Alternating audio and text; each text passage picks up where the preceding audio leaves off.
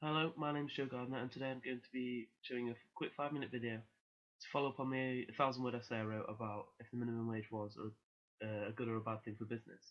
So to start with, I asked 10 friends whether they thought the minimum wage was a good thing or a bad thing for business, and the only one who said that it wasn't was my friend who works for his father, who owns a small business, and he said that it was more like a tax that you had to pay to supplement. So for people who skills levels perhaps didn't earn that amount of salary that the minimum wage would pay, so in this case £6.50 an hour if you're over 21.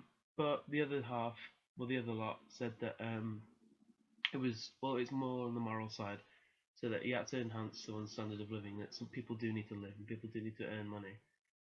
Perhaps not as much as it is now, but people do need to have a minimum wage for people who don't have any skills and people who can't get jobs perhaps.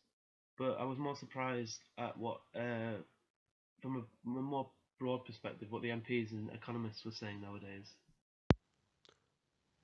Although it's true that the minimum wage goes up each year, groups like the Resolution Foundation, who are a think tank that works to improve the living standards of those in Britain on low to middle incomes, claim that it's misleading because it doesn't take into account changes in the cost of living.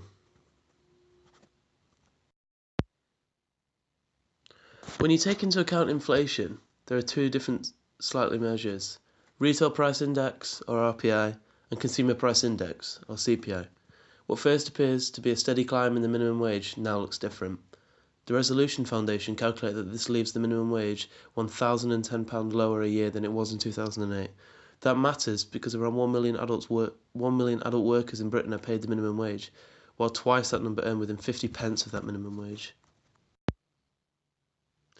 Australia's minimum wage appears extremely generous at £10.29 an hour, as it works out to English currency, and Portugal seems extremely frugal at just £2.24 per hour. Although when you take into account the cost of living in different countries, Australia would slip down to £8.58 an hour, and Portugal creep up to £3.07. Whichever way you look at it though, the UK comes 8th out of 13 countries in the chart.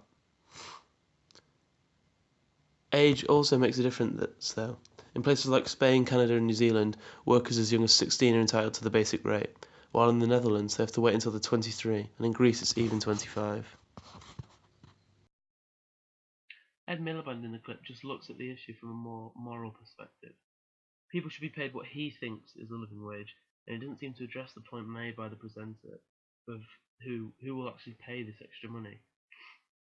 Ed Miliband simply thinks that they will be given time to make arrangements by this through lowering other costs and making efficiencies or passing on higher costs to the customer. The presenter infers that many small businesses may not be in a position to do this. The implications that people could be pricing themselves outside of a job.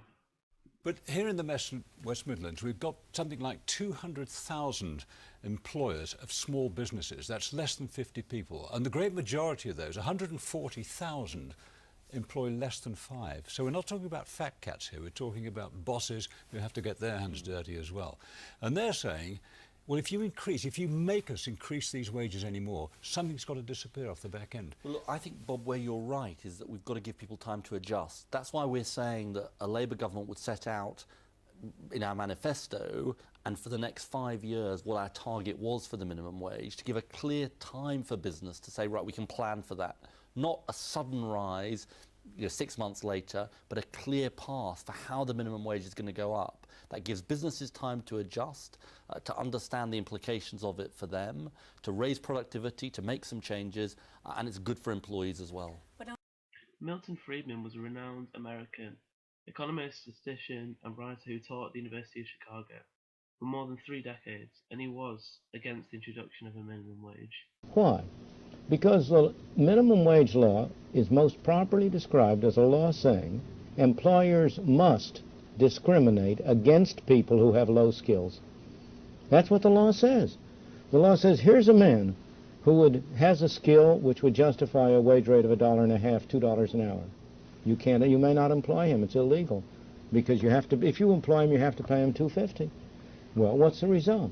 To employ him at $2.50 is to engage in charity. Now, there's nothing wrong with charity, but most employers are not in a position where they can engage in that kind of charity.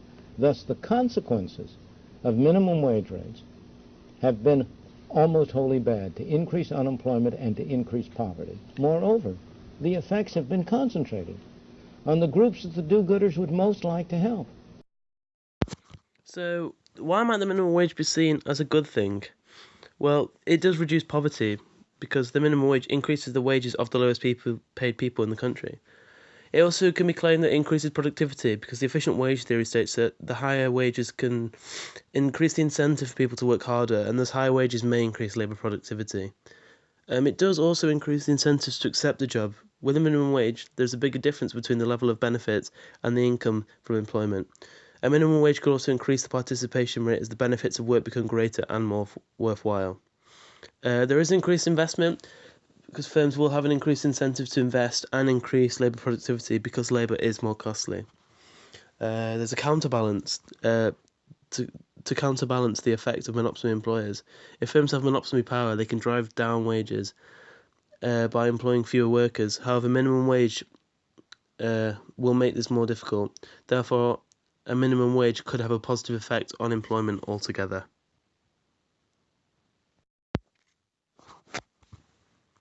So, why might the minimum wage be seen as a bad thing?